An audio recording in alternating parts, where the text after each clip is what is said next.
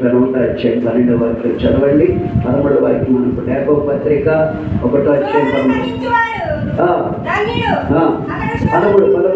చదువున్నాను. దేవుడు కీడు విషయమై శోధింపబడినాడు. ఆయన ఎవరిని శోధింపడు. ఆయన ఎవరిని శోధింపడు. ఎవడైనాను, ఏ స్త్రీ అయినా పురుషుడైనా శోధింపబడుచున్నప్పుడు నేను దేవుని చేత శోధించబడుచున్నానని అనకూడదు. తమ స్వకీయమైన దురాశ చేత మరొకబడి ఏడబడిన వారే శోధించబడుతున్నారు. స్వకీయమైన దురాశలతో, పాపములతో, అవివేకులతో, అతిక్రమములతో నింపబడి దేవుడు చేయి చేస్తే శోధనలు వస్తాయి. జాగ్రత్త. ఆయన చేయి పట్టి ఉన్నంత కాలము మనం ఎంత శోధన వస్తుందో జయిస్తాం, ఓర్చుకుంటాం, సహిస్తాం. తట్టుకునే శక్తి ఆయనే ఇస్తాడు, విడుదల ఆయనే ఇస్తాడు.